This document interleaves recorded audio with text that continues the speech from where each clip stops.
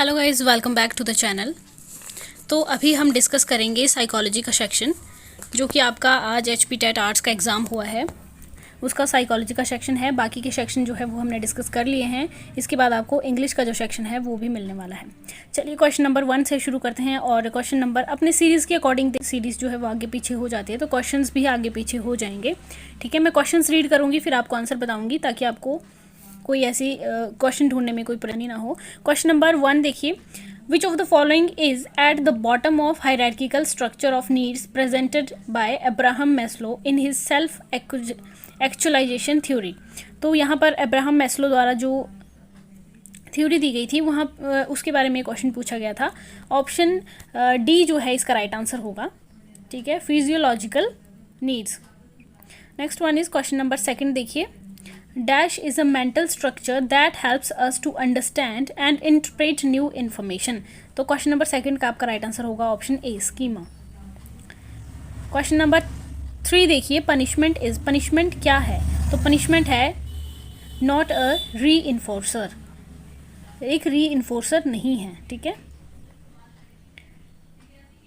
Next one is question number 4, the structure of intellect model developed by Guilford provides. तो Guilford के द्वारा जो विकसित बुद्धि संरचना प्रतिमान है वो क्या प्रदान करता है? ऑप्शन सी इसका राइट आंसर होगा। क्वेश्चन नंबर 5 देखिए, according to Spearman each intellectual activity involves. Question number 5 का आपका राइट आंसर अगेन सी ही होगा, both G factor and S factor. Question number 6 देखिए, dash is not a branch of applied psychology. इनमें से कौन सी एक अप्लाइड साइकोलॉजी की ब्रांच नहीं है? तो इसका भी ऑप्शन सी ही आपका राइट आंसर होगा, military psychology. Question number 7, adjustment is related to. Adjustment किससे रिलेटेड है? तो 7 का आपका राइट आंसर होगा option B, social development. Question number 8 देखिए, a person's potential ability is an activity of a specialized kind is known as. Question number 8 का आपका right answer होगा option B, aptitude. Question number 9 देखिए, who said puzzle box in his experiments for developing a theory of learning. तो इसका आपका right answer होगा option B again, E L Thorndike. Question number 10 देखिए, an individual becomes more clear in oral expression as well as in written expression during। तो 10 का भी आपका right answer option B ही होगा, early childhood stage. Next one is, as a science of behaviour psychology studies. तो 11 का आपका right answer होगा option D, both overt and covert behaviour of any organism. Question number 12 देखिए, in which method of individual observes the analysis his own behavior। तो option question number 12 का आपका right answer होगा option C, introspection method. Question number 13, for पियाजे the child begins to explore various solutions of a problem in a very systematic and logical way during. तो 13 का आपका जो right answer है वो होगा option D, formal operational stage. Next one is, according to Thorndike which of the following is not an attribute of intelligence. Thorndike के अनुसार इनमें से कौन सा इंटेलिजेंस का एक एट्रीब्यूट नहीं होगा? तो 14 का राइट आंसर होगा option A, memory. Next one is, which of the following concept was not used by Kurt Lewin in his field theory of learning. तो 15 का जो है आपका राइट आंसर होगा option C, reinforcement. Next one is, Bhatia's battery of performance test of intelligence consists of. 16 का आपका right answer होगा option C, 5 sub test.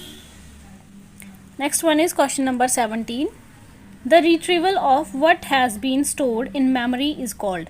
17 का आपका राइट आंसर होगा option A, recall. Question number 18 देखिए, which of the following has an important role in an individual's development. Question number 18 का जो है वो आपका राइट आंसर होगा option C, both heredity and environment। Next one is question number 19, a teacher can enhance motivation among the students in his class through। तो 19 का जो है वो आपका राइट आंसर होगा option D, all of the above। Question number 20, who said psychology is the science of human behavior। किसने कहा था ये कहा था आपका मैकडुगल ने। ऑप्शन ए इसमें आपका सही उत्तर हो जाएगा। Next one is, question number 21, who stated that an individual is intelligent in the proportion that he is able to carry on abstract thinking. Abstract thinking के बारे में जो है क्वेश्चन नंबर 21 का देखिए आप, इसका राइट आंसर होगा ऑप्शन बी, टर्मन।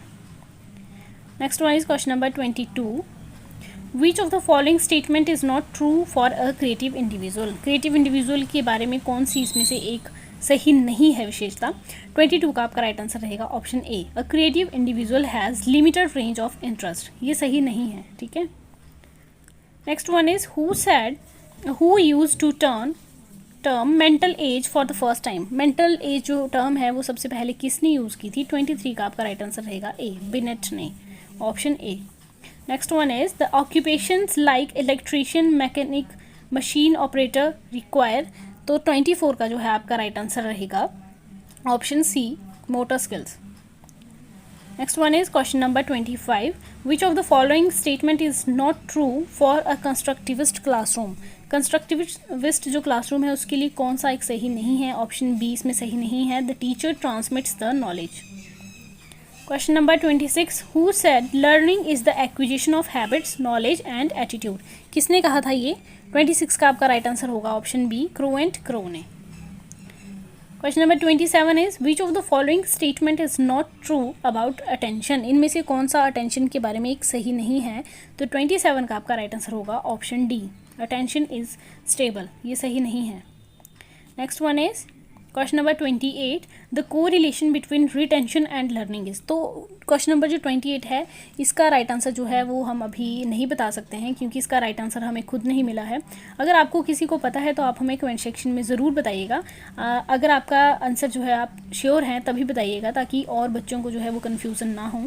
हम आपका राइट आंसर जो है वो पिन कर देंगे, इसको भी फ़िलहाल पेंडिंग ही रखिए। क्वेश्चन नंबर 29 देखिए, the simplest form of thinking is. Thinking की सिंपलेस्ट फॉर्म कौन सी है। 29 का आपका राइट आंसर होगा ऑप्शन डी, कॉन्क्रीट थिंकिंग।